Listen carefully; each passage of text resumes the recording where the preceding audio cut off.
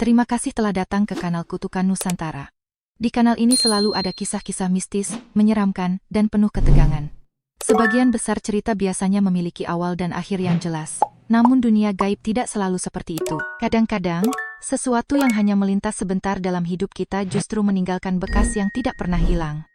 Terkadang hanya berupa bayangan yang lewat sekilas. Terkadang hanya sebuah perasaan aneh yang tidak dapat dijelaskan. Dan seringkali, setelah bertahun-tahun berlalu, kita masih bertanya-tanya apakah kejadian itu benar-benar nyata atau hanya khayalan. Kisah yang akan saya ceritakan kali ini berasal dari pengalaman nyata dan cerita-cerita yang saya dengar sejak kecil dari para orang tua di kampung halaman. Cerita-cerita yang biasanya muncul saat hujan deras turun di malam hari, atau ketika orang-orang tua berkumpul sambil minum kopi dan mengenang masa lalu. Semua kejadian ini terjadi di kampung tempat saya lahir dan tumbuh besar. Sebuah daerah pesisir di Kabupaten Indramayu, Jawa Barat. Beberapa nama dalam cerita telah saya ubah demi menjaga privasi para tokohnya. Saya menuliskan semuanya hanya agar para pembaca dapat melihat dunia spiritual dari sudut pandang yang lebih terbuka. Kisah pertama. Rumpun bambu yang menyembunyikan arwah kelaparan jauh sebelum daerah tempat saya tinggal berkembang menjadi perkampungan yang ramai. Wilayah itu hanyalah hamparan rawa, semak belukar, dan hutan bakau yang menghadap langsung ke Laut Jawa. Pada akhir abad ke-19, para pendatang dari daerah pedalaman mulai berdatangan. Mereka membuka lahan, membangun rumah-rumah sederhana, dan perlahan membentuk 3 dusun kecil yang kemudian menjadi cikal bakal desa kami. Mayoritas penduduk hidup dari bertani padi, menangkap ikan, dan membuat tambak. Kehidupan saat itu sangat berat. Kemiskinan dan kelaparan menjadi bagian yang tidak terpisahkan dari kehidupan sehari-hari. Bahkan sampai pertengahan abad ke-20, listrik masih belum masuk ke daerah kami. Saat malam tiba, satu-satunya penerangan berasal dari lampu minyak yang redup. Karena itulah banyak cerita aneh beredar di kalangan warga. Menurut ibu saya, sekitar tahun 1980, ketika beliau masih berusia sekitar 17 atau 18 tahun, para gadis di kampung sering berkumpul pada malam hari untuk mengobrol setelah seharian bekerja membantu keluarga. Ibu saya memiliki sahabat dekat bernama Rini. Ayah Rini dikenal sebagai orang yang sangat menguasai ilmu perbintangan Jawa, perhitungan weton, dan berbagai pengetahuan spiritual kuno. Warga desa sering memanggilnya Ki Jaya. Pada malam-malam cerah ketika bulan dan bintang terlihat jelas, Ki Jaya sering duduk lama menatap langit. Tangannya bergerak-gerak menghitung sesuatu. Setelah itu beliau biasanya menghela napas panjang. Akan datang masa ketika cuaca di negeri ini semakin sulit diprediksi. Orang-orang akan banyak menderita karenanya. Saat itu tidak ada yang mempercayainya. Warga menganggap beliau hanya sedang menakut-nakuti orang. Namun puluhan tahun kemudian, ketika banjir, kekeringan, dan cuaca ekstrem semakin sering terjadi, banyak orang yang teringat kembali pada perkataan Ki Jaya. Ibu saya sangat suka datang ke rumah Rini pada malam hari. Selain karena mereka sahabat dekat, beliau juga senang mendengarkan cerita-cerita mistis yang sering diceritakan Ki Jaya. Bahkan ketika hujan turun atau angin laut bertiup dingin, ibu saya tetap datang. Suatu hari ibu pernah bertanya kepada Ki Jaya, "Ki, kenapa tidak mengajarkan ilmu itu kepada anak-anak atau cucu-cucu sendiri?" Ki Jaya langsung menggeleng keras. "Kalian tidak mengerti." Beliau menghela napas. "Ilmu seperti ini adalah beban hidup. Semakin banyak rahasia langit yang diketahui manusia, semakin berat pula harga yang harus dibayar." Beliau lalu menambahkan dengan suara pelan, "Aku tidak ingin mewariskannya kepada siapapun." Dan memang benar. Sampai akhir hayatnya, Ki Jaya tidak pernah mengajarkan ilmunya kepada siapapun. Konon menjelang meninggal dunia, beliau mengalami sakit yang sangat berat selama lebih dari seminggu sebelum akhirnya mengembuskan napas terakhir. Namun itu adalah cerita lain. Yang ingin saya ceritakan adalah peristiwa yang dialami ibu saya pada suatu malam musim hujan. Malam itu udara sangat dingin. Gerimis turun tanpa henti. Listrik belum masuk ke desa, lampu minyak yang menyala di dalam rumah-rumah bambu hanya menghasilkan cahaya kuning yang lemah. Setelah makan malam, seperti biasa ibu saya pergi ke rumah Rini. Mereka mengobrol sampai larut malam. Menjelang tengah malam, Ki Jaya tiba-tiba berkata, "Nak, kenapa tidak menginap saja di sini malam ini? Sudah terlalu malam dan cuaca buruk." Ibu saya melihat jam kecil yang tergantung di dinding. Lalu menggeleng. "Tidak bisa, Ki. Kalau saya tidak pulang, ibu saya pasti marah besar." Pada masa itu, gadis muda tidak boleh sembarangan menginap di rumah orang lain tanpa izin. Aturan keluarga masih sangat ketat. Ki Jaya mencoba membujuk sekali lagi. Namun ibu tetap bersikeras ingin pulang. Akhirnya beliau hanya menghela napas. Kalau begitu pulanglah, tapi hati-hati. Ibu saya mengucapkan salam lalu keluar. Begitu pintu rumah Rini tertutup di belakangnya, rasa penyesalan langsung muncul. Langit gelap gulita. Angin laut menderu dari kejauhan. Gerimis dingin membasahi rambut dan pakaian. Jarak dari rumah Rini ke rumah nenek saya hanya sekitar 600 meter. Namun malam itu terasa sangat jauh. Rumah-rumah di sepanjang jalan sebagian besar sudah memadamkan lampu minyak untuk menghemat bahan bakar. Seolah seluruh desa telah ditelan kegelapan. Ibu saya berjalan sendirian di jalan tanah yang licin. Sambil memeluk tubuh karena kedinginan, beliau bergumam. Andai ada teman berjalan bersamaku sekarang. Baru saja kalimat itu selesai diucapkan, sebuah sosok muncul dari gang kecil di depan. Seseorang berjalan keluar menuju jalan utama. Karena hujan dan gelap, wajahnya tidak terlihat. Ibu hanya bisa menebak bahwa itu seorang pria. Pria itu berjalan perlahan. Sangat perlahan, ibu saya merasa sedikit lega. Setidaknya ada orang lain di jalan. Beliau mempercepat langkah untuk menyusul. Tetapi hal aneh terjadi. Saat ibu mempercepat langkah, orang itu juga mempercepat langkah. Saat ibu memperlambat langkah, orang itu juga melambat. Jarak di antara mereka sekitar 10 meter. Dan jarak itu tidak pernah berubah. Sedikit pun tidak. Ibu mulai kesal. Kalau memang manusia ya jalan yang benar. Kalau cepat ya cepat. Kalau lambat ya lambat. Namun sosok itu terus berjalan dengan pola yang sama. Mereka akhirnya mendekati sebuah rumpun bambu tua yang terkenal di desa. Rumpun bambu itu berada sekitar 200 meter dari rumah nenek saya. Bambu-bambunya sangat tinggi. Mungkin mencapai 7 atau 8 meter. Tiba-tiba, salah satu batang bambu besar melengkung ke bawah seolah ada seseorang yang menariknya dengan kekuatan luar biasa. Ujung bambu menyentuh tanah. Lalu, bruk, batang itu melenting kembali ke atas dengan keras. Pada saat yang sama, sosok pria di depan ibu saya menghilang. Lenyap begitu saja. Seakan tidak pernah ada sejak awal. Ibu langsung membeku. Jantungnya berdegup sangat kencang. Wajahnya pucat. Beliau akhirnya sadar bahwa yang berjalan di depannya sejak tadi bukan manusia biasa. Tanpa berpikir panjang, ibu berlari sekencang mungkin menuju rumah. Malam itu juga beliau jatuh sakit, demam tinggi selama hampir seminggu. Obat apapun tidak membantu. Nenek saya kemudian bertanya apa yang sebenarnya terjadi. Setelah mendengar cerita lengkapnya, nenek hanya menghela napas. Kamu bertemu mereka. Siapa? Dulu, pada masa-masa kelaparan besar, banyak pengemis dan perantau mati kelaparan di dekat rumpun bambu itu. Nenek menatap ibu saya dengan serius.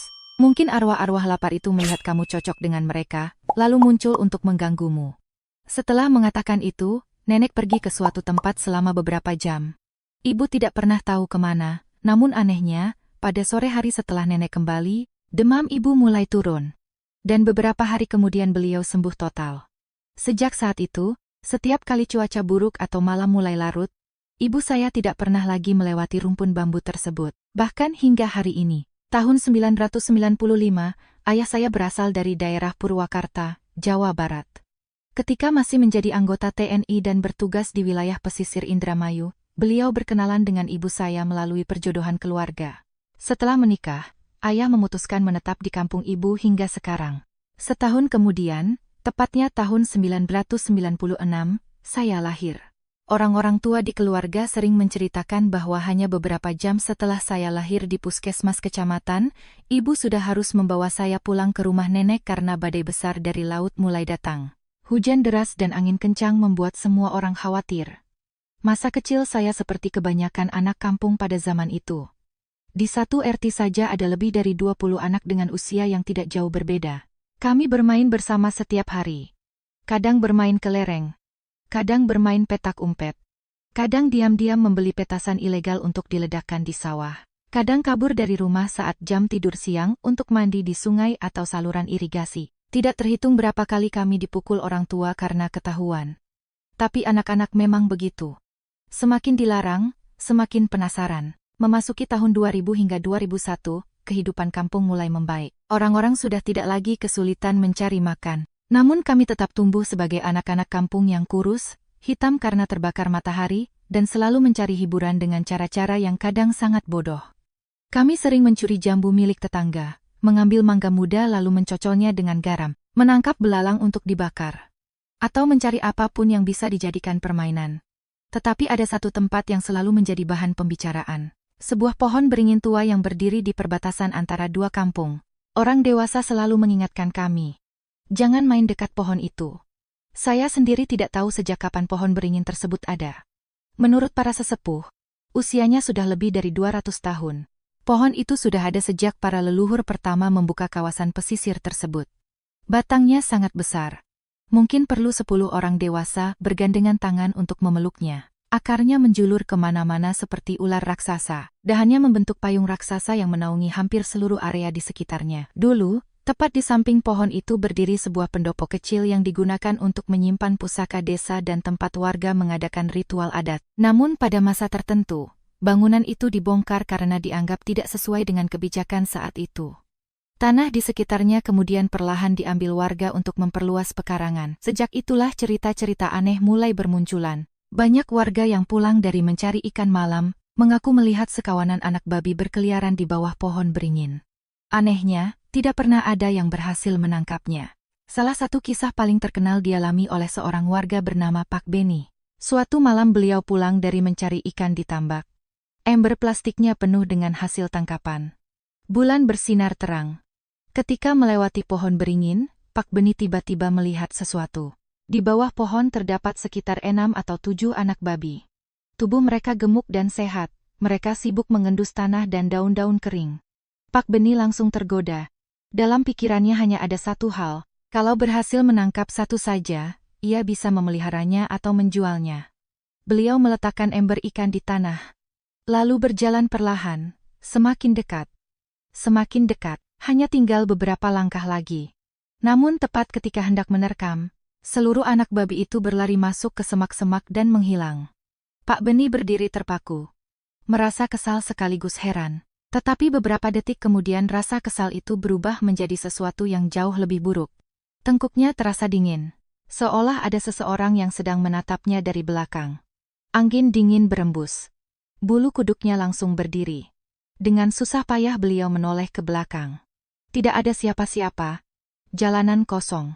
Sawah kosong. Tambak kosong, namun firasat buruk itu tidak hilang. Perlahan beliau mengangkat kepala menatap pohon beringin. Dan saat itulah tubuhnya membeku. Di batang pohon yang besar itu terdapat sosok hitam raksasa. Sepasang matanya merah menyala. Besarnya hampir seperti lampu depan truk. Makhluk itu sedang menatap lurus ke arahnya. Di saat yang sama, seluruh semak di sekitar pohon bergerak bersamaan. Seolah puluhan tangan tak terlihat sedang mengguncangnya. Lalu terdengar suara tawa. Tawa yang melengking. Sulit dijelaskan apakah suara itu mengejek atau mengancam. Pak Beni tidak tahu berapa lama ia berdiri membeku. Mungkin beberapa detik. Mungkin beberapa menit. Namun ketika kesadarannya kembali, ia langsung berlari. Ember ikan ditinggalkan begitu saja. Sambil berlari beliau berteriak sekencang mungkin. Tolong! Tolong! Ada yang menjaga pohon itu. Keesokan harinya beliau seperti orang linglung. Diam. Tatapannya kosong. Ketika istrinya memaksa bertanya, barulah Pak Beni menceritakan semua yang dilihatnya. Istrinya kemudian mendatangi para tetua kampung. Setelah mendengar ceritanya, mereka hanya menghela napas. Itu pohon tua. Usianya ratusan tahun. Dulu tempat itu digunakan untuk kegiatan adat kampung. Penunggunya masih ada. Suamimu mencoba mengambil sesuatu yang bukan miliknya, maka dia diberi peringatan. Atas saran para sesepuh, istri Pak Beni membawa sesaji sederhana berupa buah-buahan dan bunga ke bawah pohon beringin. Beliau memohon maaf atas perbuatan suaminya. Entah kebetulan atau bukan. Sejak hari itu kondisi Pak Beni perlahan membaik. Dan beliau tidak pernah lagi mencari ikan pada malam hari. Suatu siang yang panas, saya dan anak-anak kampung sedang duduk di bawah pohon mangga mendengarkan cerita seorang kakak bernama Arif. Ketika ia selesai menceritakan kisah Pak Beni, kami semua terdiam. Mata kami membesar. Mulut menganga. Seorang teman saya bernama Tony tiba-tiba bertanya. Kang Arif, itu benar atau cuma buat nakut-nakutin? Arif mendengus. Percaya atau tidak terserah. Aku cuma menyampaikan cerita yang kudengar dari orang tua. Tony tertawa. Ah, bohong. Pasti supaya kami tidak berani memanjat pohon beringin dan mengambil buahnya. Mendengar itu saya ikut tertawa. Buah beringin muda memang sering kami petik untuk dimakan dengan garam. Meski kadang membuat tenggorokan seret, kami tetap menyukainya. Arif langsung berdiri. Lalu bagaimana kalau kamu membuktikannya sendiri? Tony mengangkat dagu. Memangnya kenapa? Kalau berani, Panjat pohon itu sekarang juga. Lompat-lompat di cabangnya. Kami semua langsung bersorak. Anak-anak seusia kami memang mudah terpancing. Saya sempat menarik lengan Tony. Sudahlah. Namun Tony terkenal sangat keras kepala. Ia menepis tangan saya. Aku tidak takut. Kalau memang ada hantu, suruh keluar sekarang. Lalu ia berlari menuju pohon beringin. Tubuhnya kecil, gerakannya lincah. Dalam waktu singkat ia sudah berada di atas pohon. Kami berdiri di bawah sambil menonton. Tony memilih satu cabang besar. Lebarnya hampir sebesar batang pohon kelapa. Ia berdiri di atasnya lalu mulai meloncat-loncat. Mana hantunya? Lihat, tidak ada apa-apa. Kami bersorak semakin keras. Tony tertawa puas. Kemudian ia meloncat sekali lagi. Krak! Suara retakan keras terdengar. Kabang besar itu patah. Tony jatuh bersama kabang tersebut. Brak! Tubuhnya menghantam tanah. Kepalanya terbentur keras. Darah langsung mengalir dari pelipisnya. Kami semua membeku. Tidak ada yang bergerak, tidak ada yang bersuara. Sampai akhirnya seseorang menjerit histeris. Orang-orang dewasa dari rumah sekitar segera berlari mendatangi kami. Ketika melihat Tony tergeletak bersimbah darah, wajah mereka langsung berubah pucat. Salah seorang bapak mengangkat Tony lalu membawanya ke puskesmas menggunakan motor tua. Sore harinya seluruh kampung sudah mengetahui kejadian itu. Kami semua dimarahi habis-habisan oleh orang tua masing-masing. Saya bahkan dilarang keluar rumah selama beberapa hari. Namun kejadian paling menyeramkan justru terjadi malam setelah Tony pulang dari puskesmas. Malam itu, setelah kejadian Tony jatuh dari pohon beringin, seluruh anak-anak di kampung menjadi bahan omelan orang tua. Saya sendiri pulang dengan bokong masih terasa panas karena dihajar ayah menggunakan sandal jepit. Namun seperti kebanyakan anak kecil, rasa takut kami biasanya tidak bertahan lama. Menjelang malam, ketika kemarahan orang tua mulai mereda, kami kembali berkumpul di tempat biasa. Di bawah tiang listrik tua yang berdiri di ujung gang. Saat itu Tony juga sudah pulang dari puskesmas, kepalanya dibalut perban tebal.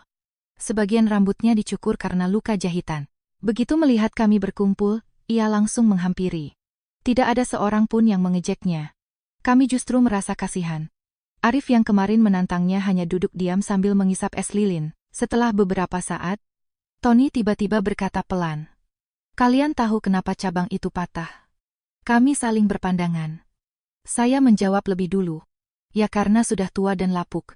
Anak-anak lain mengangguk setuju. Namun Tony menggeleng keras. Bukan. Bukan karena itu. Saya tertawa. Lalu karena apa? Tony menatap kami satu persatu. Wajahnya terlihat pucat. Matanya juga berbeda dari biasanya. Seperti orang yang belum pulih dari ketakutan besar. Ada orang di atas cabang itu. Suasana langsung hening. Kemudian beberapa anak tertawa. Saya termasuk salah satunya. Jangan bohong. Kami semua melihat dari bawah. Tidak ada siapa-siapa. Tony mengangkat tangan. Aku serius. Aku tidak berbohong. Suaranya mulai bergetar. Aku melihatnya dengan jelas. Tawa kami perlahan menghilang. Karena Tony terlihat benar-benar ketakutan, ia lalu mulai bercerita. Ketika ia memanjat pohon beringin, awalnya tidak terjadi apa-apa. Cabang yang dipilihnya memang bergoyang setiap kali ia melompat, tetapi masih terasa kuat. Namun semakin lama, goyangannya menjadi semakin aneh. Bukan seperti pohon yang bergerak tertiup angin, melainkan seperti ada seseorang yang sengaja mengguncangnya dari ujung kabang. Awalnya Tony tidak terlalu peduli. Ia hanya mengira itu akibat berat badannya sendiri. Tetapi rasa penasaran membuatnya menoleh ke belakang. Dan saat itulah ia melihat sesuatu. Di ujung cabang yang sama, sekitar beberapa meter darinya, berdiri seorang laki-laki. Tubuhnya kurus, kulitnya sangat gelap, pakaiannya seperti pakaian zaman dulu. Yang paling mengerikan adalah benda yang dipegangnya. Sebuah golok panjang. Orang itu sedang menebas-nebas cabang tempat Tony berdiri. Setiap ayunan golok menghasilkan suara retakan kecil. Krak, krak, krak. Tony ingin berteriak. Ingin memanggil kami yang berada di bawah. Tetapi suaranya tidak keluar. Seolah tenggorokannya dicekik oleh sesuatu. Ia hanya bisa berdiri membeku. Pria itu terus menebas. Wajahnya tidak menunjukkan ekspresi apapun. Dingin, kosong, dan mengerikan. Tony kemudian mencoba melompat lebih keras agar kami memperhatikannya. Namun tidak ada seorang pun yang mengerti maksudnya. Lalu terdengar suara retakan terakhir. Kraa, cabang itu patah, dan ia jatuh. Setelah menceritakan semua itu, Tony berhenti sejenak. Tangannya gemetar. Kami tidak berani menyela. Beberapa saat kemudian ia melanjutkan. Belum selesai, kami menelan ludah. Masih ada lagi, Tony mengangguk perlahan. Waktu aku pingsan di puskesmas. Aku melihat seseorang datang. Bulu kuduk saya langsung berdiri. Siapa? Aku tidak tahu. Wajahnya tidak terlihat jelas. Tapi usianya seperti orang tua. Suaranya keras sekali, seperti pengeras suara masjid yang rusak. Kami semakin merapat satu sama lain. Tony melanjutkan. Orang itu berdiri di samping tempat tidurku. Lalu berkata, ia menelan ludah. Nak, kali ini hanya peringatan. Kalau masih mengganggu tempat kami lagi, tidak akan ada kesempatan kedua. Setelah mengatakan itu, sosok tersebut berjalan pergi. Dan Tony langsung terbangun. Tak ada seorang pun yang berbicara. Kami semua hanya saling memandang. Angin malam yang biasanya terasa sejuk kini justru membuat tubuh merinding. Bahkan Arif yang biasanya paling berani terlihat kehilangan warna wajahnya. Salah seorang teman akhirnya bertanya, "Kamu yakin itu bukan mimpi?" Tony menggeleng. Aku tahu bedanya mimpi dan kenyataan. Itu bukan mimpi. Kami kembali diam. Entah mengapa, dalam hati masing-masing, kami semua mulai percaya. Malam itu pertemuan bubar jauh lebih cepat dari biasanya. Satu persatu anak pulang ke rumah. Tidak ada yang berani tinggal lebih lama. Sejak kejadian tersebut, tidak ada lagi anak kampung yang berani memanjat pohon beringin tua itu. Setidaknya untuk beberapa waktu. Namun seperti yang sering terjadi pada anak-anak, rasa takut perlahan menghilang. Dan digantikan oleh rasa penasaran baru. Beberapa tahun kemudian, kami justru menemukan permainan yang jauh lebih bodoh. Permainan yang membuat kami masuk ke tempat yang seharusnya tidak pernah didatangi pada malam hari. Sebuah tempat yang bahkan orang dewasa pun enggan mendekatinya setelah matahari terbenam. Tempat itu adalah pemakaman umum desa. Dan di sanalah kami bermain petak umpet dengan sesuatu yang bukan manusia. Waktu terus berjalan. Kalau kalian berpikir kejadian Tony jatuh dari pohon beringin membuat kami menjadi anak-anak yang lebih penurut, maka kalian salah besar. Kami memang takut, tetapi rasa takut anak-anak biasanya hanya bertahan beberapa hari. Setelah itu kami kembali mencari masalah baru. Kalau dipikir-pikir sekarang, saya benar-benar heran bagaimana kami bisa selamat melewati masa kecil dengan begitu banyak kenakalan. Sekitar tahun 2003, saat saya masih duduk di bangku sekolah dasar, bulan Muharram dan bulan-bulan yang dianggap sakral oleh orang-orang tua selalu dipenuhi berbagai pantangan.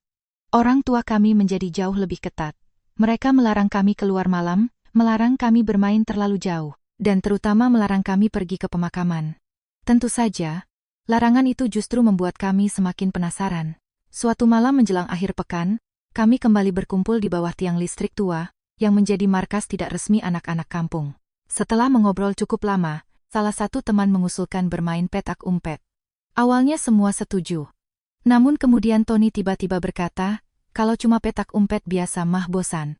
Lalu, kita main di kuburan. Semua langsung terdiam. Bahkan saya yang terkenal penakut saat itu merasa jantung langsung berdebar. Pemakaman desa terletak hampir 2 kilometer dari kampung kami. Lokasinya agak terpencil. Diapit sawah dan kebun tebu. Pada siang hari tempat itu saja sudah terasa menyeramkan, apalagi malam hari. Saya sebenarnya ingin menolak. Namun sebelum sempat membuka mulut, Tony sudah menoleh kepada saya sambil tersenyum mengejek. Pasti si Raka takut. Anak-anak lain langsung tertawa. Harga diri saya sebagai anak kecil langsung terusik. Siapa yang takut? Kalau berani ikut. Ikut ya ikut. Padahal dalam hati saya sudah ingin menangis.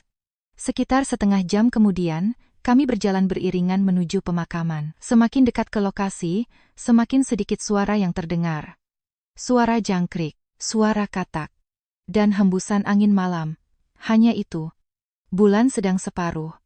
Cahayanya cukup untuk memperlihatkan deretan makam yang berdiri sunyi di tengah kegelapan. Begitu melihat nisan-nisan mulai bermunculan, keberanian kami langsung berkurang setengah. Tetapi karena sudah terlanjur datang, tidak ada yang mau mundur.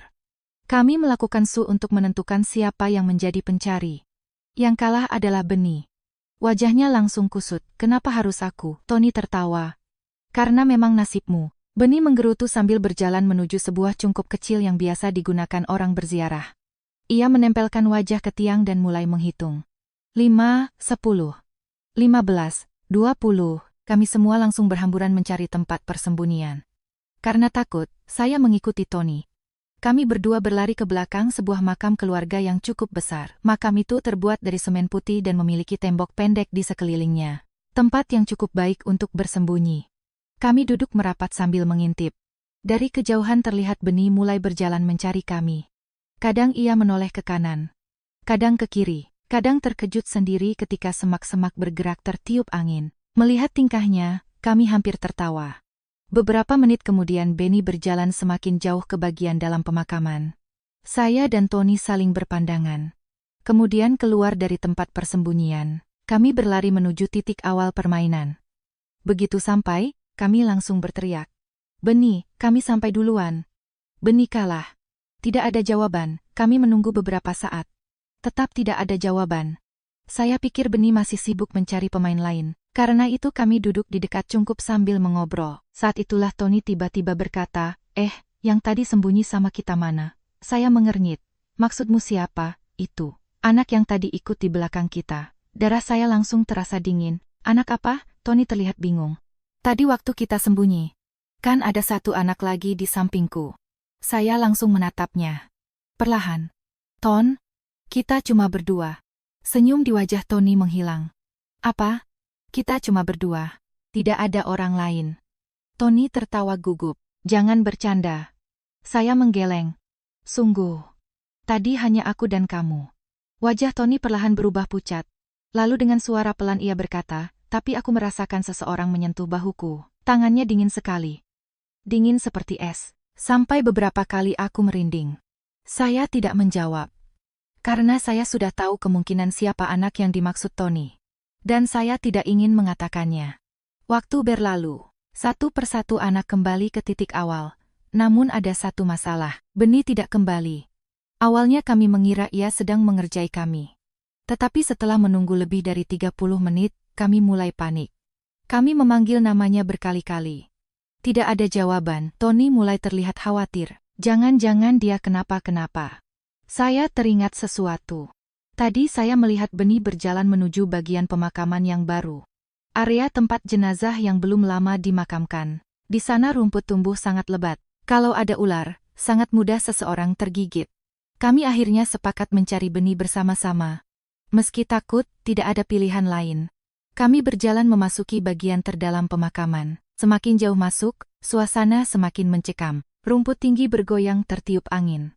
Pohon-pohon besar berdiri seperti bayangan hitam. Kami terus memanggil nama Beni. Tiba-tiba anak yang berjalan paling depan berhenti mendadak. Tangannya menunjuk ke depan. SS situ. Kami semua mengikuti arah jarinya. Dan langsung membeku. Di bawah cahaya bulan yang redup terlihat sosok Beni. Ia sedang berjalan memutar. Mengelilingi sebuah lubang bekas makam yang baru dibongkar untuk pemindahan jenazah. 1 putaran. 2 putaran. 3 putaran. 4 putaran. Terus. Dan terus. Seolah tidak sadar sedang melakukan itu. Kami memanggil namanya. Tidak ada reaksi. Kami berteriak lebih keras, tetap tidak ada reaksi. Beni seperti tidak mendengar apapun. Akhirnya kami memberanikan diri mendekat. Tony menepuk bahunya sekuat tenaga. Beni langsung tersentak. Tubuhnya kehilangan keseimbangan. Dan, bruk, ia terjatuh ke dalam lubang makam. Air di dasar lubang memercik kemana-mana. Beni menjerit ketakutan. Tubuhnya basah kuyup, bau tanah dan sesuatu yang amis langsung menyeruak ke udara. Kami buru-buru menariknya keluar. Setelah berhasil berdiri, Beni terlihat kebingungan. "Aku kenapa?" Kami menjelaskan apa yang baru saja terjadi. Namun ia langsung menggeleng. "Itu tidak mungkin. Tadi aku cuma mengikuti seseorang." "Siapa?" Beni menelan ludah. "Ada orang yang melambaikan tangan kepadaku. Katanya dia tahu tempat kalian bersembunyi. Kemudian aku mengikutinya. Kami berjalan sebentar. Kurasa paling cuma 5 menit. Kami semua saling memandang. 5 menit, padahal kami sudah menunggu lebih dari setengah jam." Beni mulai gemetar. Sedangkan kami semua sudah memahami sesuatu. Sesuatu yang tidak ingin kami akui.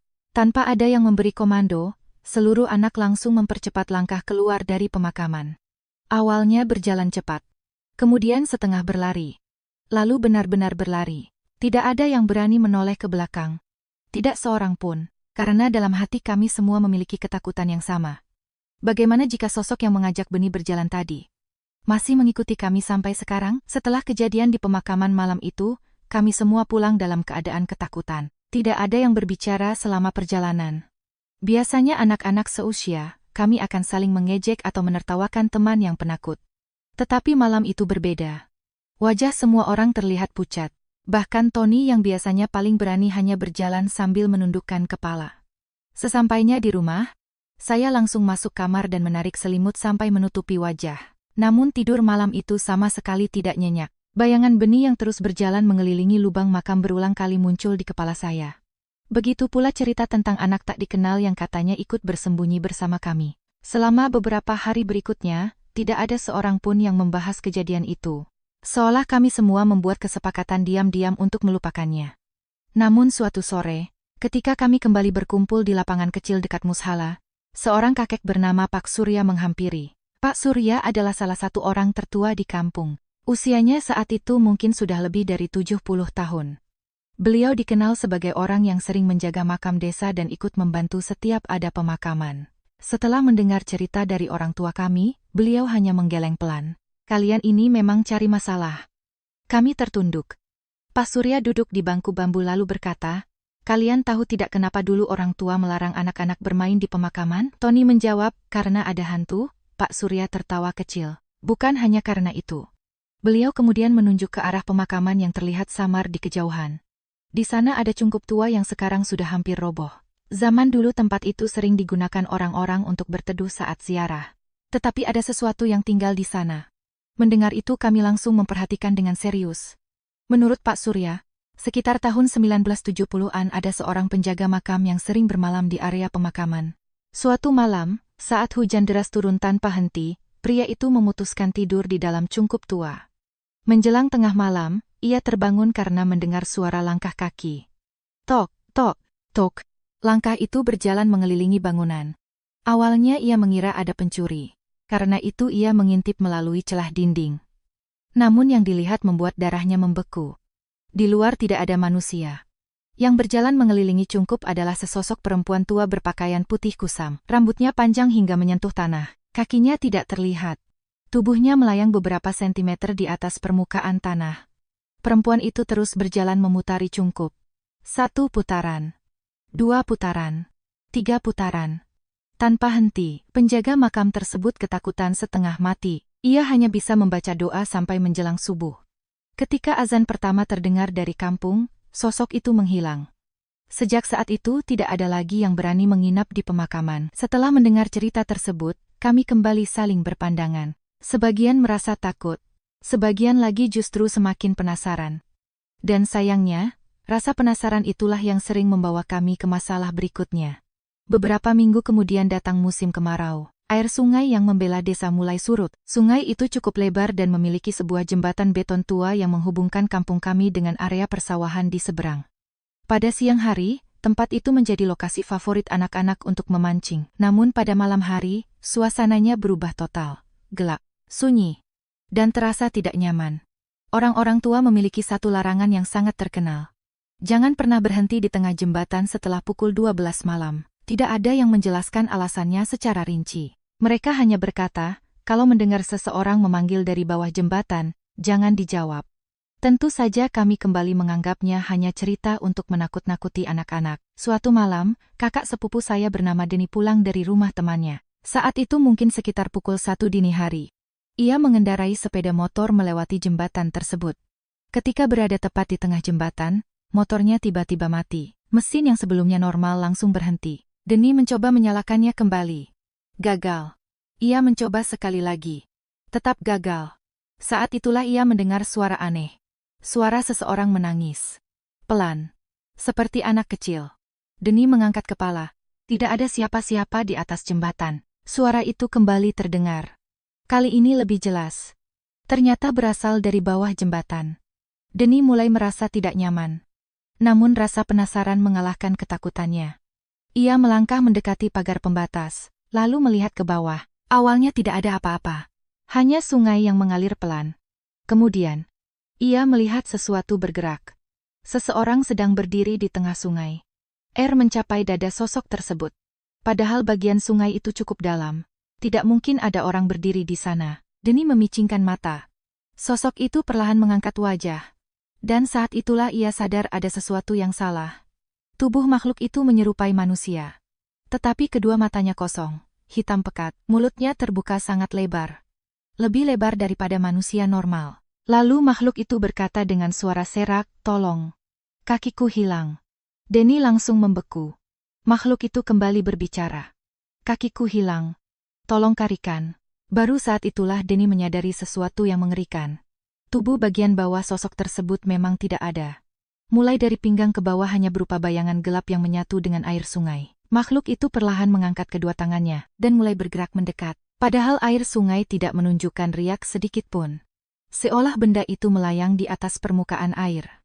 Tanpa berpikir panjang, Denny langsung meloncat ke atas motor.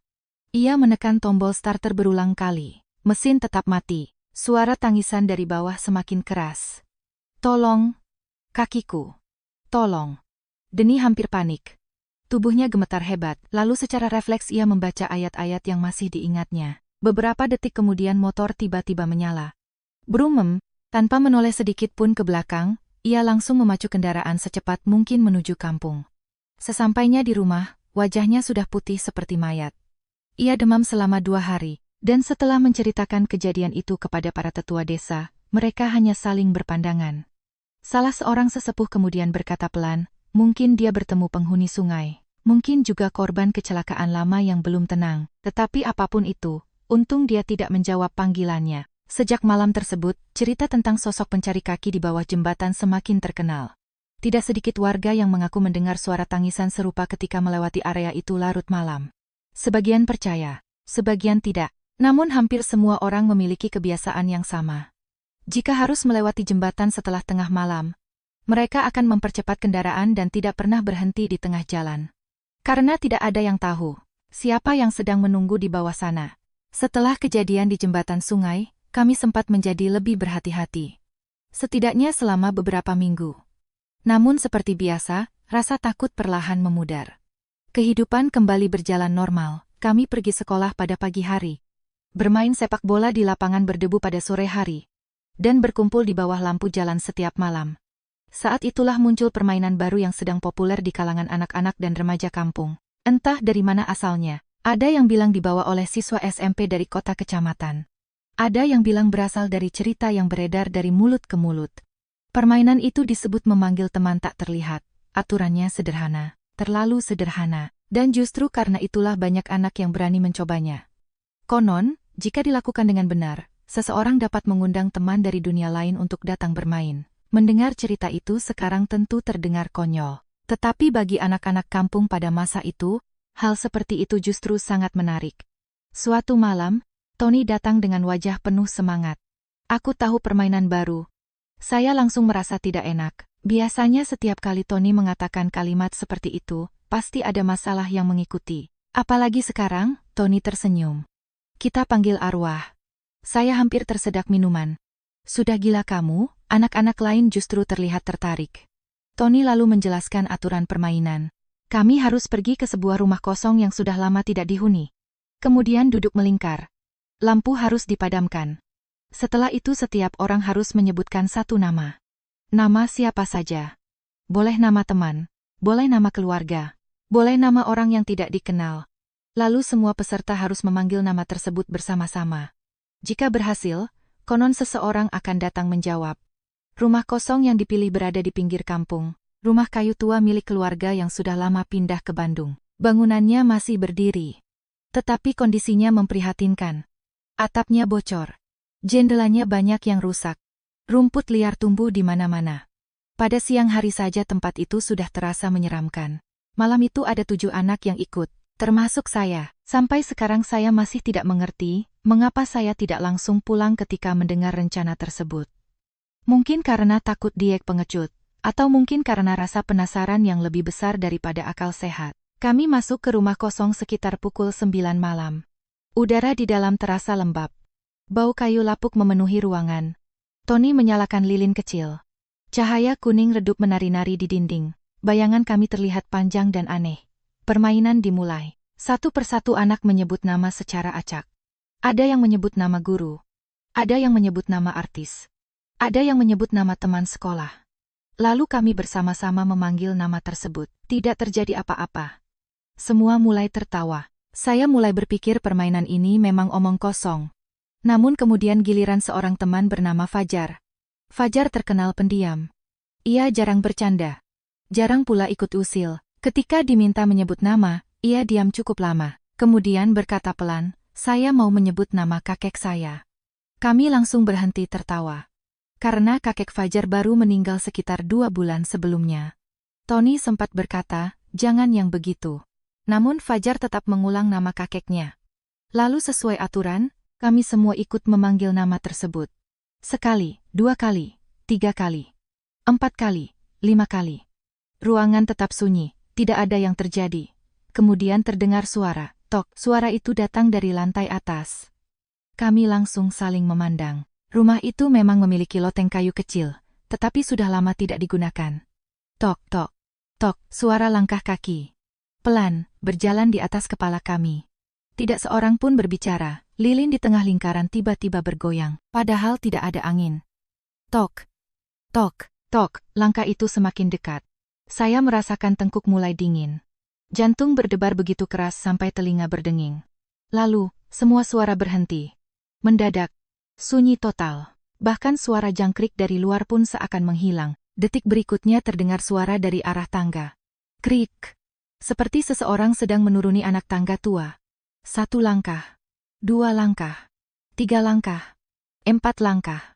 Padahal tidak ada seorang pun di sana. Tony langsung berdiri. Cukup. Selesai. Ayo pulang. Tidak ada yang membantah. Kami berebut keluar dari rumah. Bahkan ada yang hampir terjatuh karena terlalu panik. Begitu sampai di luar, kami langsung berlari menuju jalan kampung. Baru setelah cukup jauh kami berhenti. Semua terengah-engah. Wajah pucat, dan tidak ada yang mampu menjelaskan apa yang baru saja kami dengar. Keesokan harinya, Fajar tidak masuk sekolah. Awalnya kami mengira ia sakit biasa. Namun hari kedua ia tetap tidak datang. Hari ketiga juga sama. Akhirnya Tony dan saya pergi ke rumahnya. Di sanalah kami mengetahui sesuatu yang membuat bulu kuduk berdiri. Menurut ibunya, sejak malam setelah permainan itu, Fajar berubah. Ia sering berbicara sendiri, sering menatap sudut ruangan kosong, dan beberapa kali terlihat seperti sedang mendengarkan seseorang berbicara di dekat telinganya. Yang paling mengerikan, Fajar berkali-kali mengatakan kalimat yang sama. "Kakek pulang bersama saya." Ketika kami diizinkan masuk ke kamarnya, kondisi Fajar membuat kami terkejut. Tubuhnya terlihat lemah. Matanya cekung. Wajahnya pucat. Begitu melihat kami, ia tersenyum tipis. Kemudian berkata, "Kalian tidak melihatnya." Saya langsung merinding. "Melihat siapa?" Fajar perlahan menoleh ke sudut kamar. Lalu menunjuk ke arah lemari tua. Kakek berdiri di sana. Tony langsung membeku. Saya tidak berani melihat ke arah yang ditunjuk. Fajar terus tersenyum, seolah sedang melihat seseorang yang benar-benar ada. Dan saat itulah saya mulai merasa bahwa malam di rumah kosong itu mungkin telah membawa sesuatu keluar. Sesuatu yang tidak ikut pulang ke tempat asalnya, melainkan mengikuti salah satu dari kami. Dan sesuatu itu memilih Fajar. Setelah kunjungan ke rumah Fajar hari itu, tidak ada satu pun dari kami yang merasa tenang. Terutama saya. Sampai sekarang saya masih bisa mengingat dengan jelas bagaimana ekspresi wajah Fajar ketika menunjuk ke sudut kamarnya. Ia tidak tampak seperti orang yang sedang bercanda, tidak juga seperti orang yang ingin menakut-nakuti teman-temannya. Justru sebaliknya, Fajar terlihat sangat yakin, seolah benar-benar melihat seseorang berdiri di sana. Seseorang yang tidak bisa kami lihat. Dalam perjalanan pulang, Tony berjalan tanpa banyak bicara. Biasanya ia selalu menjadi orang paling berisik di antara kami. Namun sore itu ia hanya menunduk, sesekali menendang batu kecil di jalan. Akhirnya saya bertanya, "Kamu percaya?" Tony diam beberapa saat. Lalu menjawab pelan, "Aku tidak tahu. Tapi ada sesuatu yang salah." Saya tidak membantah. Karena saya juga merasakan hal yang sama. 2 hari kemudian kondisi Fajar semakin memburuk. Kabar itu menyebar cepat ke seluruh kampung. Menurut keluarganya, setiap malam Fajar sering terbangun sekitar pukul 2 atau 3 dini hari. Kemudian duduk di tepi tempat tidur sambil berbicara sendiri. Kadang tertawa, kadang menangis, kadang seperti sedang berdebat dengan seseorang. Yang lebih aneh lagi, ia mulai mengetahui hal-hal yang tidak mungkin diketahuinya. Suatu pagi ia tiba-tiba mengatakan kepada ibunya, ibu masih menyimpan cincin kakek di dalam kaleng biskuit di atas lemari. Ibunya langsung terdiam. Karena itu benar, dan tidak seorang pun pernah memberitahu Fajar. Bahkan cincin itu sudah disimpan sejak bertahun-tahun lalu. Beberapa hari berikutnya kejadian serupa terus terjadi. Fajar sering menyebut kenangan-kenangan lama tentang kakeknya, kenangan yang bahkan tidak diketahui anggota keluarga lain. Kadang ia berbicara menggunakan istilah-istilah kuno yang biasa dipakai orang tua zaman dahulu. Kadang cara duduknya berubah, nada suaranya berubah, bahkan cara memandang orang pun berubah. Ibunya mulai ketakutan. Ayahnya mencoba membawa Fajar ke dokter. Dokter mengatakan kondisi fisiknya sebenarnya cukup baik. Tidak ada penyakit serius. Namun keadaan mentalnya terlihat terganggu. Obat penenang diberikan, tetapi tidak banyak membantu. Akhirnya keluarga Fajar mendatangi seorang ustaz yang cukup dihormati di daerah kami. Namanya Ustaz Rahman. Beliau dikenal sebagai orang yang sering membantu warga yang mengalami gangguan spiritual. Malam itu beberapa orang dewasa berkumpul di rumah Fajar. Kami anak-anak tentu tidak diizinkan masuk. Tetapi karena penasaran, saya dan Tony diam-diam mengintip dari jendela samping. Di dalam rumah, Fajar duduk di atas tikar. Wajahnya terlihat sangat pucat. Ustaz Rahman duduk di depannya sambil membacakan ayat-ayat Al-Quran. Awalnya tidak terjadi apa-apa. Namun setelah beberapa menit, tubuh Fajar mulai bergetar. Semakin lama semakin keras, tangannya mengepal. Napasnya memburu. Lalu tiba-tiba ia membuka mata. Saya langsung merasakan bulu kuduk berdiri. Karena tatapan itu bukan tatapan Fajar yang kami kenal. Matanya terlihat sangat tua, seolah milik seseorang yang telah hidup puluhan tahun lebih lama darinya. Ustaz Rahman terus membaca doa. Suara beliau semakin keras. Sementara Fajar mulai berbicara. Awalnya hanya gumaman. Kemudian berubah menjadi kalimat yang jelas. Aku tidak mengganggunya. Suara itu bukan suara Fajar. Nada bicaranya jauh lebih berat. Semua orang di dalam rumah terdiam. Ustaz Rahman tetap melanjutkan bacaannya. Kemudian bertanya, siapa kamu? Fajar tersenyum. Senyum yang membuat siapapun merasa tidak nyaman. Lalu menjawab, aku hanya pulang. Ruangan menjadi semakin sunyi, aku merindukan keluargaku. Aku ingin melihat mereka sekali lagi. Mendengar itu, beberapa anggota keluarga mulai menangis.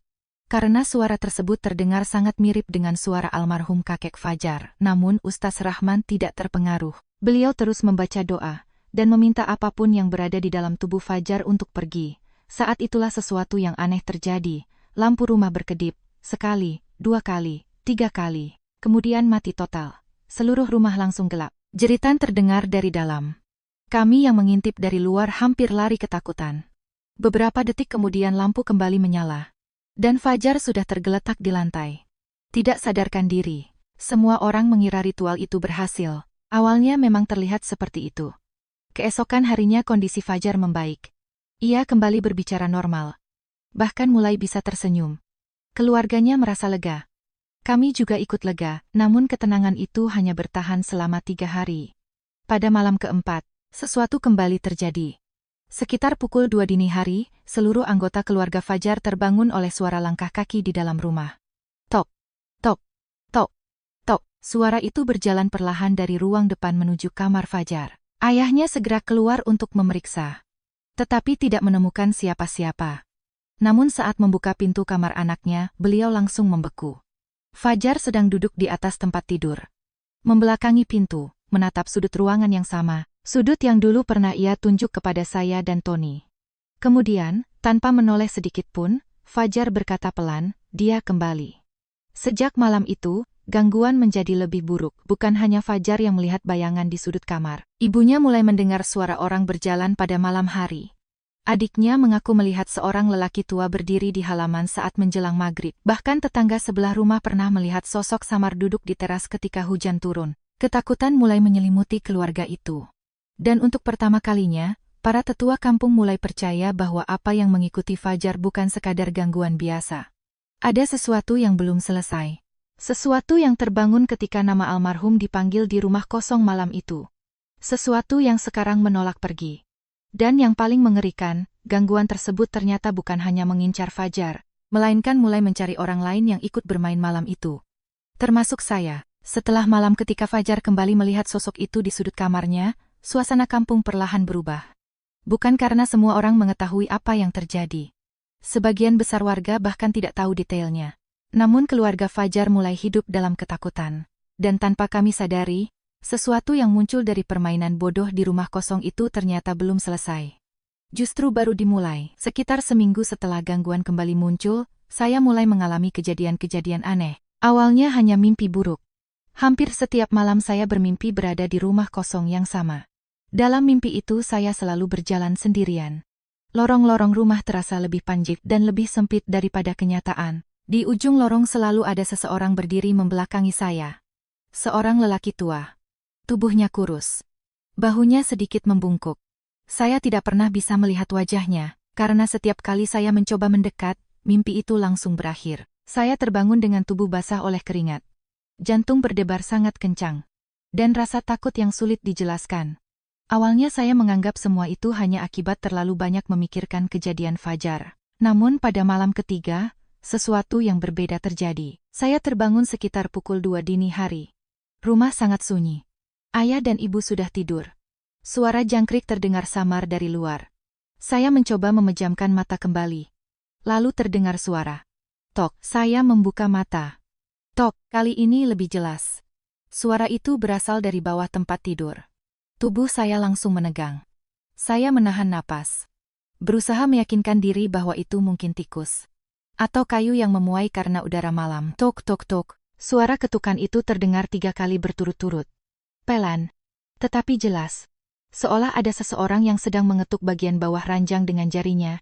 Saya menarik selimut hingga menutupi kepala. Saat itu saya masih anak-anak. Tidak memiliki keberanian untuk memeriksa apapun. Saya hanya terus membaca doa yang diajarkan ibu. Beberapa menit kemudian suara itu berhenti. Namun saya tidak berani bergerak sampai azan subuh terdengar. Keesokan paginya saya memeriksa bawah tempat tidur. Tidak ada apa-apa. Tidak ada tikus. Tidak ada kucing. Tidak ada benda yang bisa menjelaskan suara tersebut. Saya memutuskan tidak menceritakannya kepada siapapun. Termasuk kepada Tony. Karena saya takut dijek. Namun 2 hari kemudian, Tony sendiri datang ke rumah saya dengan wajah pucat. Begitu duduk di teras, ia langsung berkata, "Aku tidak bisa tidur." Saya menatapnya. "Kenapa?" Tony menelan ludah, lalu menjawab, "Ada yang mengetuk lemari di kamarku." Darah saya langsung terasa dingin. Saya tidak segera menjawab. Tony melanjutkan. "Setiap malam. 3 kali. Tok, tok, tok." Saya mulai merinding, karena jumlah ketukannya sama persis dengan yang saya dengar. Untuk pertama kalinya sejak semua kejadian ini dimulai, saya menceritakan pengalaman saya. Begitu mendengar cerita tentang suara dari bawah tempat tidur, wajah Tony langsung berubah. "Kamu juga?" Saya mengangguk. Kami terdiam cukup lama, tidak ada lagi keraguan dalam pikiran kami. Gangguan itu memang mulai berpindah. Dan sekarang bukan hanya Fajar yang mengalaminya. Malam berikutnya saya mencoba tidur lebih awal. Saya berharap semua itu hanyalah kebetulan, namun sekitar tengah malam, saya kembali terbangun. Bukan karena suara ketukan, melainkan karena merasa ada seseorang yang sedang memperhatikan saya. Perasaan itu begitu kuat hingga saya langsung membuka mata. Kamar gelap.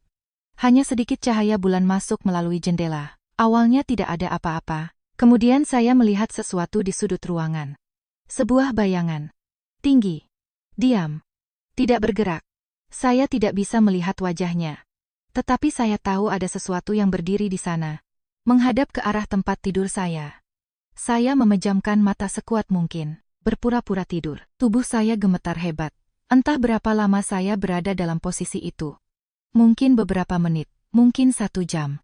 Ketika akhirnya memberanikan diri membuka mata kembali, sudut kamar sudah kosong. Bayangan itu menghilang. Tetapi sejak malam tersebut, saya tidak pernah lagi merasa benar-benar aman di kamar sendiri.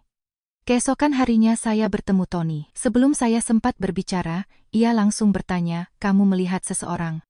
Saya membeku. "Kamu juga?" Tony mengangguk perlahan. "Ada bayangan di dekat jendela kamarku. Kemarin malam." Kami saling menatap.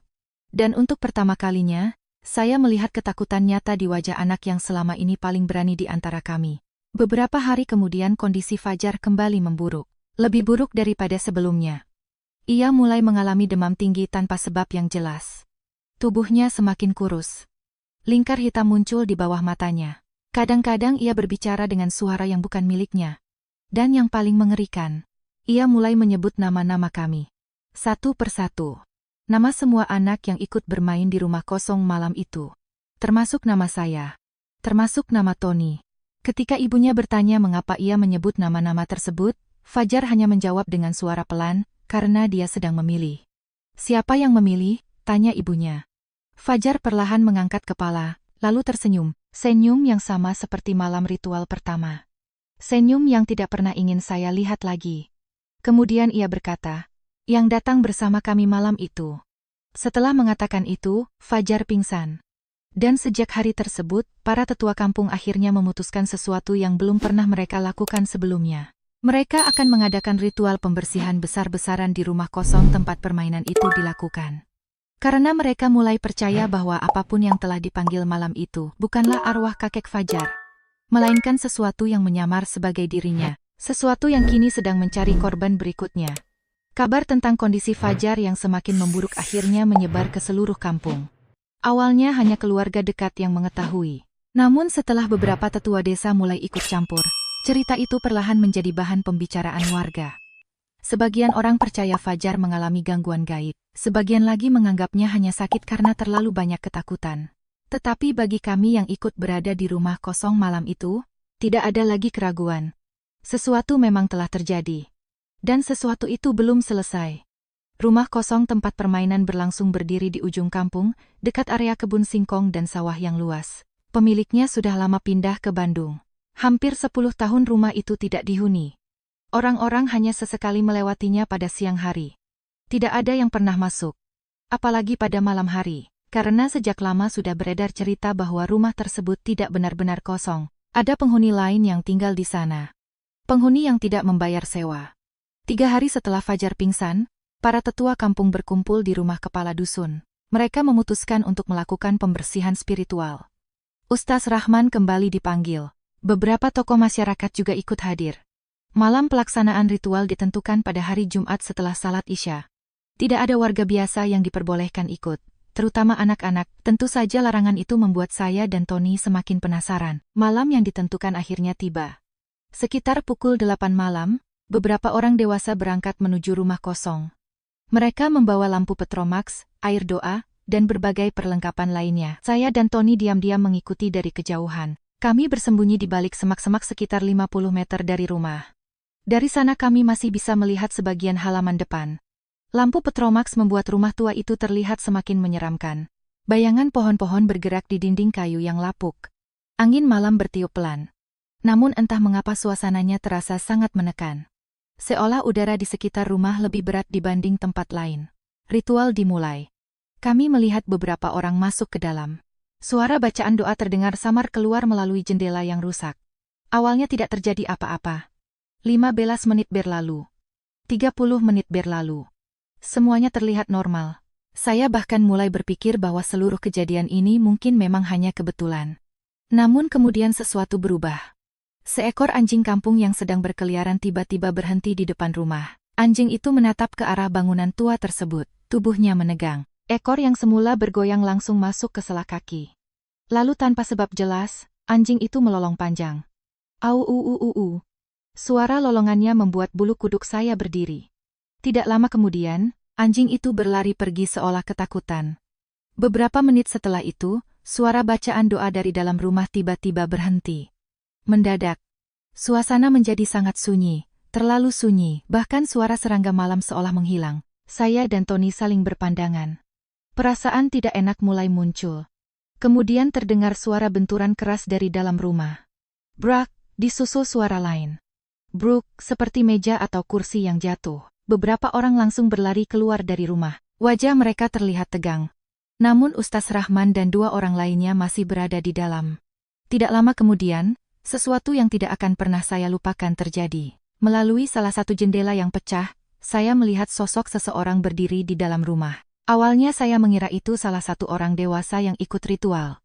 Namun kemudian saya menyadari ada yang aneh. Sosok itu terlalu tinggi. Kepalanya hampir menyentuh langit-langit. Tubuhnya kurus, sangat kurus. Dan wajahnya, saya berharap seumur hidup tidak pernah melihatnya. Karena wajah itu berubah-ubah. Dalam hitungan detik. Pertama wajah seorang lelaki tua. lalu berubah menjadi perempuan, kemudian berubah lagi menjadi anak kecil. Lalu kembali berubah, seperti puluhan wajah berbeda saling menimpa satu sama lain. Saya langsung membeku. Tony yang berada di samping saya juga melihatnya. Saya tahu karena napasnya tiba-tiba menjadi sangat cepat, kemudian wajah itu berhenti berubah dan menetap pada satu wajah. Wajah yang sangat kami kenal. Wajah kakek Fajar. Persis seperti foto yang tergantung di ruang tamunya. Tidak ada perbedaan sedikit pun. Sosok itu tersenyum. Perlahan. Kemudian mengangkat tangan, seolah sedang memanggil seseorang untuk mendekat. Saya merasa tubuh saya dingin. Sangat dingin. Padahal malam itu tidak sedang hujan. Saat itulah terdengar suara teriakan dari dalam rumah. Jangan lihat matanya. Suara Ustaz Rahman. Seketika lampu petromax di dalam rumah padam. Seluruh bangunan tenggelam dalam kegelapan. Jeritan beberapa orang terdengar bersahut-sahutan. Lalu, semuanya sunyi. Tidak ada suara apapun selama beberapa detik, dan beberapa detik itu terasa seperti berjam-jam. Tiba-tiba lampu kembali menyala.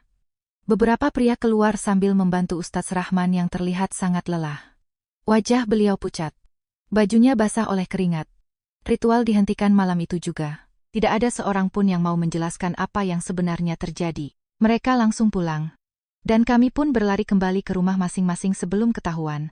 Keesokan harinya, kampung dipenuhi berbagai rumor.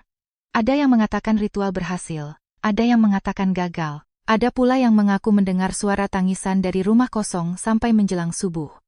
Namun satu hal menjadi jelas. Ustaz Rahman akhirnya memberikan penjelasan kepada keluarga Fajar. Menurut beliau, sosok yang mengikuti Fajar bukanlah arwah kakeknya, bukan pula anggota keluarga yang telah meninggal. Makhluk itu hanya menggunakan kenangan dan kerinduan keluarga sebagai topeng. Ia meniru wajah orang mati. Meniru suara mereka. Meniru ingatan mereka. Agar dipercaya. Agar diizinkan masuk, dan begitu berhasil masuk, ia akan semakin sulit dikeluarkan. Malam itu, untuk pertama kalinya saya benar-benar merasa takut, karena saya teringat sesuatu. Sesuatu yang selama ini tidak pernah saya ceritakan kepada siapapun. Pada malam permainan di rumah kosong, saat kami memanggil nama kakek Fajar, saya sempat mendengar seseorang berbisik sangat dekat di telinga saya. Bisikan itu hanya terdiri dari dua kata yang baru sekarang saya pahami. Aku datang, dan jika bisikan itu memang nyata, berarti makhluk tersebut sudah berada di dekat kami sejak malam pertama. Jauh sebelum Fajar mulai berubah. Jauh sebelum ritual dilakukan. Jauh sebelum siapapun menyadari keberadaannya. Setelah ritual di rumah kosong itu gagal memberikan hasil yang jelas, suasana kampung menjadi semakin mencekam. Rumah tua di pinggir kebun kini benar-benar ditinggalkan. Bahkan orang dewasa yang biasanya tidak percaya cerita mistis pun mulai menghindari jalan yang melewati bangunan tersebut pada malam hari. Namun bagi kami, masalah yang sebenarnya bukan lagi rumah kosong itu. Masalahnya adalah Fajar. Karena kondisinya terus memburuk, 2 minggu setelah ritual, tubuh Fajar menjadi jauh lebih kurus. Pipinya cekung. Matanya tampak dalam. Kulitnya pucat seperti orang yang sudah lama sakit. Padahal dokter tidak menemukan penyakit apapun. Ia makan. Ia minum. Tetapi berat badannya terus turun. Yang paling mengkhawatirkan adalah kebiasaannya berbicara sendiri semakin sering terjadi. Kadang ia berbicara pelan. Kadang marah-marah. Kadang tertawa. Seolah ada seseorang yang terus menemaninya, seseorang yang hanya bisa ia lihat. Suatu sore saya, Tony, dan beberapa teman memberanikan diri mengunjungi rumahnya lagi. Awalnya kami hanya ingin melihat keadaannya. Tetapi ketika masuk ke kamar, kami langsung merasakan sesuatu yang aneh. Udara di dalam ruangan terasa lebih dingin dibanding bagian rumah lainnya. Padahal saat itu cuaca sedang panas. Jendela terbuka. Tidak ada hujan. Namun hawa dingin itu tetap ada. Fajar sedang duduk di tepi tempat tidur.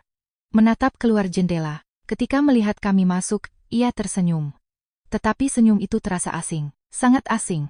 Aku tahu kalian akan datang. Tidak ada yang menjawab. Fajar lalu melanjutkan. Dia juga tahu. Saya langsung merasakan tenggorokan kering. Siapa? Fajar perlahan menoleh ke arah sudut kamar. Sudut yang selama berminggu-minggu menjadi sumber ketakutan keluarganya. Kemudian ia berkata, yang berdiri di sana. Tidak seorang pun berani melihat ke arah yang ditunjuknya. Beberapa saat kemudian, Fajar tiba-tiba berkata sesuatu yang membuat darah kami membeku. Dia ingin bermain lagi. Tony langsung berdiri. Bermain apa? Fajar tersenyum. Petak umpet. Ruangan mendadak terasa lebih dingin. Katanya permainan kemarin belum selesai. Saya merasa jantung berhenti berdetak sesaat. Karena permainan petak umpet di pemakaman dan permainan pemanggilan arwah di rumah kosong adalah dua kejadian yang selalu kami coba lupakan. Namun bagi sesuatu yang mengikuti Fajar, rupanya semua itu belum berakhir. Malam harinya kondisi Fajar kembali memburuk. Menurut keluarganya, sekitar pukul 11 malam ia tiba-tiba bangun. Lalu berjalan keluar rumah. Tanpa alas kaki. Tanpa mengatakan apapun. Untung ayahnya melihat dan berhasil menghentikannya sebelum terlalu jauh. Ketika ditanya hendak kemana, Fajar hanya menjawab, ada yang memanggil. Dia menunggu di rumah kosong. Jawaban itu membuat seluruh keluarga ketakutan. Keesokan harinya para tetua kampung kembali berkumpul. Kali ini mereka mengambil keputusan yang lebih serius. Mereka akan mengadakan doa bersama dan pembacaan ayat-ayat suci secara bergilir selama beberapa malam. Tujuannya bukan hanya membantu Fajar, tetapi juga melindungi anak-anak lain yang ikut dalam permainan tersebut. Karena sekarang gangguan mulai menyebar. Bukan hanya saya dan Tony yang mengalami kejadian aneh. Dua teman lain mulai bermimpi buruk. Satu orang mengaku mendengar suara bisikan di dekat jendela. Dan seorang lagi beberapa kali melihat bayangan berdiri di halaman rumah. Malam pertama doa bersama berlangsung cukup tenang. Malam kedua juga demikian. Namun pada malam ketiga sesuatu terjadi. Sekitar pukul 1 dini hari, ketika beberapa warga masih berkumpul di rumah Fajar, tiba-tiba terdengar suara ketukan dari luar rumah. Tok, tok, tok. Semua orang terdiam. Ketukan itu terdengar dari pintu depan. Salah seorang warga segera membukanya. Tidak ada siapa-siapa. Jalanan kosong. Hanya gelap malam, pintu ditutup kembali. 5 menit kemudian suara itu terdengar lagi. Tok, tok, tok. Kali ini dari jendela samping. Ketika diperiksa, tetap tidak ada siapa-siapa. Gangguan terus berulang hingga menjelang subuh. Kadang di pintu, kadang di jendela, kadang di dinding belakang rumah. Selalu 3 kali ketukan, tidak pernah lebih, tidak pernah kurang. Seolah ada sesuatu yang sedang mencoba masuk. Saat azan subuh hampir berkumandang, Fajar yang sejak tadi tertidur tiba-tiba membuka mata. Lalu duduk perlahan. Semua orang langsung memperhatikannya. Ia menatap ke arah pintu depan. Kemudian berkata dengan suara pelan, dia sudah memilih. Ruangan langsung hening. Ayahnya bertanya, siapa yang dipilih? Fajar tidak menjawab. Ia hanya menatap ke arah salah seorang anak yang ikut bermain malam itu. Anak bernama Rudy. Teman kami yang sejak awal hampir tidak pernah mengalami gangguan apapun. Rudy yang berada di ruangan itu langsung pucat. Kenapa lihat aku? Tidak ada jawaban. Fajar hanya terus menatapnya, lalu perlahan tersenyum. Senyum yang bukan miliknya. 3 hari kemudian, Rudy menghilang. Pagi itu keluarganya panik. Rudy tidak berada di kamar. Tidak berada di rumah, tidak juga di rumah kerabat. Seluruh warga kampung ikut mencari. Sawah diperiksa. Kebun diperiksa. Sungai diperiksa. Tidak ada hasil. Hingga menjelang sore, seorang petani menemukan Rudy. Ia sedang duduk sendirian di depan rumah kosong yang menjadi sumber semua masalah. Rudy masih hidup, tidak terluka. Tetapi ada sesuatu yang berubah. Ketika dibawa pulang, ia hampir tidak berbicara. Tatapannya kosong, seperti orang yang baru bangun dari mimpi panjang. Ketika ditanya apa yang terjadi, ia hanya mengucapkan satu kalimat, "Saya sudah bermain sampai selesai." Tidak ada penjelasan lain, tidak ada cerita lain. Hanya itu. Rudy memang akhirnya kembali menjalani hidup normal. Ia tetap sekolah, tetap bermain, tetap tumbuh dewasa. Namun semua orang yang mengenalnya menyadari satu hal. Sejak hari ditemukan di depan rumah kosong itu, Rudy tidak pernah benar-benar menjadi orang yang sama lagi. Ia berubah menjadi pendiam, jarang tertawa, dan tidak pernah mau membicarakan malam ketika ia menghilang. Bahkan puluhan tahun kemudian, sedangkan Fajar, perlahan kondisinya mulai membaik setelah kejadian tersebut. Gangguan yang selama berbulan-bulan menghantuinya berangsur menghilang. Bayangan di sudut kamar tidak pernah muncul lagi. Suara-suara aneh berhenti. Mimpi buruk berakhir. Seolah sesuatu yang selama ini menempel padanya akhirnya pergi. Tetapi pergi kemana? Tidak ada yang tahu. Sampai hari ini rumah kosong itu masih berdiri. Meski kondisinya jauh lebih rusak dibanding dulu. Sebagian dindingnya telah roboh. Atapnya hampir runtuh. Namun warga setempat tetap enggan mendekatinya pada malam hari. Terutama mereka yang masih mengingat kejadian-kejadian aneh yang pernah terjadi di sana. Karena ada satu pertanyaan yang tidak pernah terjawab. Apa sebenarnya makhluk yang datang ketika nama almarhum dipanggil malam itu? Dan jika benar ia hanya sedang bermain, mengapa setelah permainan selesai, seseorang harus berubah selamanya?